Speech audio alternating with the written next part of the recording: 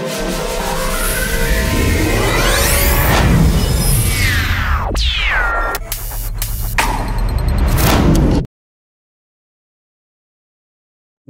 ವೀಕ್ಷಕರೇ, ನೀವು ನೋಡ್ತಾ ಇದ್ದೀರಾ ವಿಶ್ವವಾಣಿ ಮನಿ. ನಾನು ಕೇಶವ್ ಪ್ರಸಾದ್.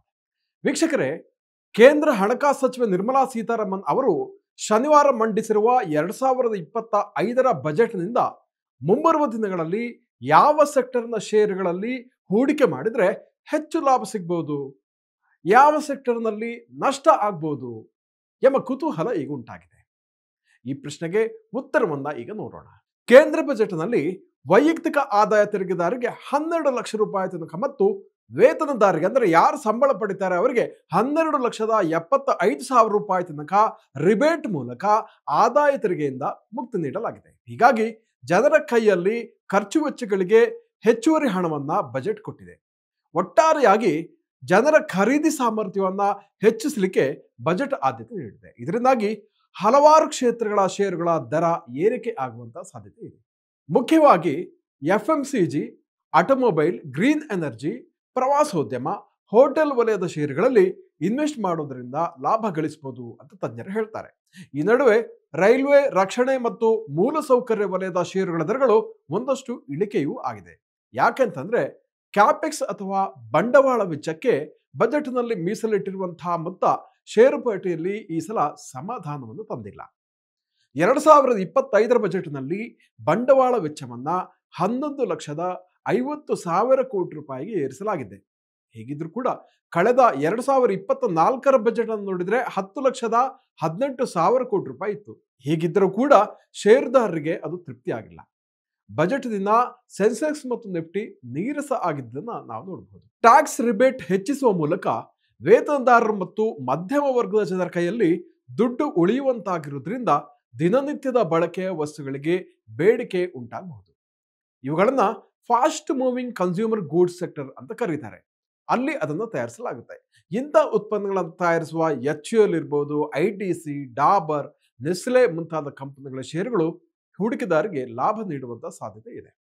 ದಿನನಿತ್ಯ ಬಳಸುವಂತಹ ಆಹಾರೋತ್ಪನ್ನಗಳಿರ್ಬೋದು, ಪಾನೀಯಗಳು, ಸೋಪು, ಶಾಂಪೂ, ಟೂತ್ ಪೇಸ್ಟು, ಹಣ್ಣು ಹಂಪಲು, ಸೋಡಾ, ಸೋಪ್ ಪೌಡರ್ ಇವೆಲ್ಲ ಕೂಡ FMCG ವಲಯದ ಉತ್ಪನ್ನಗಳಾಗಿದೆ. ಹಾಗಾಗಿ ಈ FMCG ಕಂಪನಿಗಳಲ್ಲಿ ಮುಂದೆ ಇರುವಂತಹ ಕಂಪನಿಗಳನ್ನು ನಾವು ಗುರುಸಿ ಅಲ್ಲಿ ಇನ್ವೆಸ್ಟ್ ಮಾಡಿದ್ರೆ ಲಾಭ ಆಗುವಂತ ಚಾನ್ಸಸ್ ಇದೆ. ಬಜೆಟ್ ಪರಿಣಾಮ ಆಟೋಮೊಬೈಲ್ ಸೆಕ್ಟರ್ ಷೇರುಗಳು ಕೂಡ ಚೇತರಿಸುವಂತಹ ನಿರೀಕ್ಷೆ ಇದೆ. Maruti Suzuki, Tata Motors, Hero MotoCorp, Dixon Technologies, Voltas, Whirlpool, Blue Star, Havells, Titan, V Guard ಮೊದಲಾದ ಕಂಪನಿಗಳಿಗೆ ಗ್ರಾಹಕರು ಹೆಚ್ಚುವಂತಹ ಸಾಧ್ಯತೆ ಇದೆ. ಹೀಗಾಗಿ ಎಲ್ಲ ಕಂಪನಿಗಳ ಷೇರುಗಳಲ್ಲಿ ಹೂಡಿಕೆಯನ್ನ ಮಾಡುವಂತಹ ಒಂದು ಪರಿಶೀಲನೆಯನ್ನ ಮಾಡಬಹುದು. ಸರ್ಕಾರವು ವಿಮೆ ಕ್ಷೇತ್ರದ ಮೇಲೆ ವಿದೇಶಿ ಹೂಡಿಕೆಯ ಮಿತಿಯನ್ನ 74% 100ಕ್ಕೆ ಏರಿಸಿದೆ. ಇದರಿಂದಾಗಿ ಖಾಸಗಿ ಕಂಪನಿಗಳಿಗೆ ಅನುಕೂಲ ಆಗುವಂತ ಚಾನ್ಸಸ್ ಇದೆ. HDFC ಲೈಫ್ ಇರ್ಬೋದು, SBI life, ICICI Prudential life, star health ವಿಮೆ ಕಂಪನಿಗಳಿಗೆ ಒಂದಷ್ಟು ಲಾಭ ಆಗುವಂತ ಚಾನ್ಸಸ್ ಇದೆ. ಯಾಕಂದ್ರೆ ಇಂತಹ ಕಂಪನಿಗಳಲ್ಲಿ ವಿದೇಶಿ ಹೂಡಿಕೆ ಏರಿಕೆ ಆಗುವಂತ ಚಾನ್ಸಸ್ ಇದೆ. ಅವುಗಳ ಬಿಸಿನೆಸ್ ಮತ್ತಷ್ಟು ವಿಸ್ತರಣೆ ಕೂಡ ಆಗುವಂತಹ ಒಂದು ನಿರೀಕ್ಷೆ ಇದೆ. ಬಜೆಟ್ನಲ್ಲಿ ಮೆಡಿಕಲ್ ಟೂರಿಸಂ ಕೂಡ ಸಾಕಷ್ಟು ಉತ್ತೇಜನ ನೀಡಿರೋದ್ರಿಂದ Max healthcare, Apollo hospital ಷೇರುಗಳು ಲಾಭದಾಯಕ ಆಗುವಂತ ಚಾನ್ಸಸ್ ಇದೆ. ಡಯಾಗ್ನೋಸ್ಟಿಕ್ ವಲಯದ ಕಂಪನಿಗಳ ಷೇರುಗಳು ಕೂಡ ಅದು ಕೂಡ ಖರೀದಿಗೆ ಪರಿಶೀಲನೆಯನ್ನು ಮಾಡಬಹುದು. ಸರ್ಕಾರ ಕ್ಲೀನ್ ಪವರ್ ಇಕೋಸಿಸ್ಟಮ್ಗೆ ಸಾಕಷ್ಟು ಉತ್ತೇಜನವನ್ನ ಈ ಸರಿ ಬಜೆಟ್ನಲ್ಲಿ ಕೊಟ್ಟಿದೆ. ಹೀಗಾಗಿ ಸೋಲಾರ್ PV ಸೆಲ್ ಇರ್ಬೋದು, ಗ್ರಿಡ್ ಸ್ಕೇಲ್ ಬ್ಯಾಟರಿಯನ್ನು ತಯಾರಿಸುವಂತಹ ಕಂಪನಿಗಳಿರ್ಬೋದು, ಇವುಗಳಿಗೆಲ್ಲ ಒಂದು ಉತ್ತೇಜನ ಸಿಕ್ಕಿದಂತಾಗಿದೆ. ಹಾಗಾದ್ರೆ ಈ ವಲಯದಲ್ಲಿ ಇರುವಂತಹ ಕಂಪನಿಗಳು ಯಾವುದು ಅಂತಂದ್ರೆ ವಾರಿ ಎನರ್ಜೀಸ್ ಇರ್ಬೋದು, Suzlon energy, Adani green, Inox wind ಷೇರುಗಳನ್ನ ಒಂದು ಖರೀದಿ ಮಾಡಲಿಕ್ಕೆ ಒಂದು ಪರಿಶೀಲನೆಯನ್ನು ಮಾಡಬಹುದು. ನಾವು ಯಾವುದೇ ಇಲ್ಲಿ ರೆಕಮೆಂಡ್ ಮಾಡ್ತಾ ಇಲ್ಲ, ಆದರೆ ಒಂದು ಪರಿಶೀಲನೆ ಮಾಡಬಹುದು ಅನ್ನೋದನ್ನ ಮಾತ್ರ ನಾವಿಲ್ಲಿ ಹೇಳ್ತೀವಿ. ಇನ್ನು ಹತ್ತಿಯ ಉತ್ಪಾದನೆಗೆ ಬಜೆಟ್ ಪುಷ್ ನೀಡಿದೆ. ಹೀಗಾಗಿ ಟೆಕ್ಸ್ಟೈಲ್ ವಲಯದ ಕಂಪನಿಗಳಿಗೆ ಸಾಕಷ್ಟು ಅನುಕೂಲ ಆಗುವಂತ ಚಾನ್ಸಸ್ ಇದೆ. ಈ ಸೆಕ್ಟರ್ ನಲ್ಲಿ ನೋಡೋದಿದ್ರೆ ಅಂಬಿಕಾ ಕಾಟನ್ ಮಿಲ್ ಶೇರ್ ಇದೆ, KPR ಮಿಲ್ಸ್ ಇದೆ, ವರ್ಧಮಾನ್ ಟೆಕ್ಸ್ಟೈಲ್ ಇದೆ, ಅರವಿಂದ್ ಇದೆ. ಇಂತಹ ಹಲವಾರು ಕಂಪನಿಗಳನ್ನ ಪರಿಶೀಲಿಸಬಹುದು. ಇನ್ನು ಬಜೆಟ್ ನಲ್ಲಿ ಸರ್ಕಾರ ರಕ್ಷಣಾ ವಲಯಕ್ಕೆ ಈ ಸಲ 4,92,000 ಕೋಟಿ ರೂಪಾಯಿ ಕೊಟ್ಟಿದೆ. ಇದು ಕೂಡ ಹೂಡಿಕೆದಾರರಿಗೆ ಅಷ್ಟೊಂದು ಸಮಾಧಾನ ತಂದಿಲ್ಲ. ಇದರಿಂದಾಗಿ HAL, ಭಾರತ್ ಡೈನಾಮಿಕ್ಸ್, BHEL ಇತ್ಯಾದಿ ಕಂಪನಿಗಳ ಷೇರುಗಳು ಬಜೆಟ್ ದಿವಸ ಸ್ವಲ್ಪ ಡೌನ್ ಆಗಿದ್ದನ್ನು ನಾವು ನೋಡಬಹುದು. ಬಜೆಟ್ನಲ್ಲಿ ಸಣ್ಣ ಮತ್ತು ಮಧ್ಯಮ ಉದ್ಯಮಿಗಳಿಗೆ ಕೂಡ ಸಾಕಷ್ಟು ಉತ್ತೇಜನ ನೀಡಲಾಗಿದೆ. ಹಾಗಾಗಿ ಎಸ್ಎಂಇ ಕ್ಷೇತ್ರದ ಐಪಿಒಗಳನ್ನು ಗಮನಿಸಬಹುದು. ಈ ಕ್ಷೇತ್ರದ ಕಂಪನಿಗಳ ಷೇರುಗಳನ್ನು ಕೂಡ ಪರಿಶೀಲನೆ ಮಾಡಿ ಇನ್ವೆಸ್ಟ್ ಮಾಡಲಿಕ್ಕೆ ಒಂದು ಯೋಚನೆ ಮಾಡಬಹುದು. ಇನ್ನು ಜಾಗತಿಕ ದೃಷ್ಟಿಯಿಂದ ನೋಡೋದಿದ್ರೆ ಅಮೆರಿಕ ಅಧ್ಯಕ್ಷ ಡೊನಾಲ್ಡ್ ಟ್ರಂಪ್ ಅವರು ಆರಂಭಿಸಿರುವಂತಹ ಈ ತೆರಿಗೆ ಯುದ್ಧ ಅಥವಾ ಟ್ಯಾರಿಫ್ ವಾರ್ ಇದೆಯಲ್ವೇ, ಅದು ಯಾವ ರೀತಿ ಪರಿಣಾಮ ಬೀರಲಿದೆ ಎಂಬುದನ್ನ ಕಾದು ನೋಡಬೇಕಾಗಿದೆ. ಟ್ರಂಪ್ ಅವರು ಏನ್ ಮಾಡಿದ್ದಾರೆ?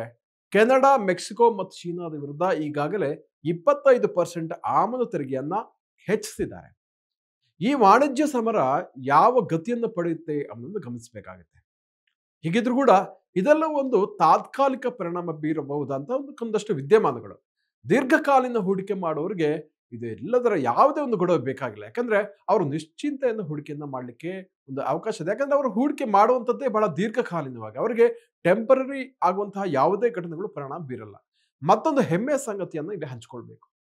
ಭಾರತ 2025ರಲ್ಲಿ GDPಗೆ $383 ಶತಕೋಟಿ ಮೌಲ್ಯವನ್ನ ಇದೊಂದೇ ವರ್ಷದಲ್ಲಿ ಆಡ್ ಮಾಡುವಂತ ಅಥವಾ ಸೇರಿಸುವಂತ ಸಾಧ್ಯತೆ ಇದೆ ಅಂತ ಅಂತಾರಾಷ್ಟ್ರೀಯ ಹಣಕಾಸು ಸಂಸ್ಥೆ ಯಾರೋ ಹೇಳಿದ್ದಲ್ಲ, IMF ಹೇಳಿದೆ. ಚೀನಾ ಇದೇ ಅವಧಿಯಲ್ಲಿ ಸುಮಾರು 1,26,00,000 ಕೋಟಿ ಅಥವಾ ರಿಟೇಕ್ ಚೀನಾ ಇದೇ ಅವಧಿಯಲ್ಲಿ $1,26,00,000 ಟ್ರಿಲಿಯನ್ ಮೌಲ್ಯವನ್ನು ಸೇರಿಸುವಂತ ನಿರೀಕ್ಷೆ ಇದೆ. ಜೊತೆಗೆ ಈ ವರ್ಷ ಭಾರತ 6.5% GDP ಬೆಳವಣಿಗೆ ದರವನ್ನು ಕೂಡ ದಾಖಲಿಸುವ ನಿರೀಕ್ಷೆ ಇದೆ.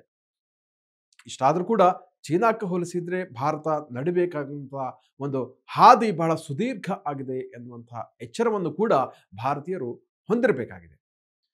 ಹೀಗಾಗಿ ಒಟ್ಟಾರೆಯಾಗಿ ಹೇಳುದಿದ್ರೆ ಈ ಒಂದಷ್ಟು FMCG ಇರಬಹುದು ಅಥವಾ ಟೂರಿಸಂ ಇರಬಹುದು, ಹೋಟೆಲ್ ಇರಬಹುದು, ಈ ಎಲ್ಲ ಕ್ಷೇತ್ರಗಳ ಒಂದು ಒಳ್ಳೆಯ ಕಂಪನಿಯ ಷೇರುಗಳಲ್ಲಿ ಇನ್ವೆಸ್ಟ್ ಮಾಡಿದ್ರೆ ಭಾರತೀಯರಿಗೆ ಅದರಿಂದ ಸಾಕಷ್ಟು ಲಾಭವನ್ನ ಖಂಡಿತ ಪಡಿಬಹುದು. ಅದೇ ರೀತಿ ದೀರ್ಘಕಾಲೀನವಾದಂತಹ ಇನ್ವೆಸ್ಟ್ಮೆಂಟ್ ಅನ್ನ ಯಾರು ಮಾಡ್ತಾರೋ ಅವರು ಈ ಎಲ್ಲ ಅಂಶಗಳಿಗೆ ಅಷ್ಟಾಗಿ ಗಮನ ಹರಿಸಬೇಕಾದಂತಹ ಒಂದು ಅರ್ಜೆನ್ಸಿ ಇರಲ್ಲ. ಯಾಕಂತಂದ್ರೆ ಅವರು ದೀರ್ಘಕಾಲೀನ ಇನ್ವೆಸ್ಟ್ಮೆಂಟ್ ಮಾಡೋದ್ರಿಂದ ಅದು ಯಾವುದು ಕೂಡ ಈ ಯಾವುದೇ ಬಜೆಟ್ ಇರ್ಬೋದು, ಟ್ರಂಪ್ ಎಫೆಕ್ಟ್ ಇರ್ಬೋದು, ಇದು ಯಾವುದು ಕೂಡ ಅವರ ಒಂದು ಹೂಡಿಕೆಯ ಖಾತೆ ಮೇಲೆ ಪ್ರಭಾವ ಬೀರಲ್ಲ ಅಂತ ಹೇಳ್ಬೋದು ಅಂತ ಹೇಳ್ತಾ, ಇಂತಹ ಮತ್ತಷ್ಟು ಉಪಯುಕ್ತ ಮಾಹಿತಿಗೋಸ್ಕರ ವಿಶ್ವವಾಣಿ ಮನಿ ಯೂಟ್ಯೂಬ್ ಚಾನಲ್ ಅನ್ನು ವೀಕ್ಷಿಸಿ ಹಾಗೂ ಸಬ್ಸ್ಕ್ರೈಬ್ ಮಾಡಿ.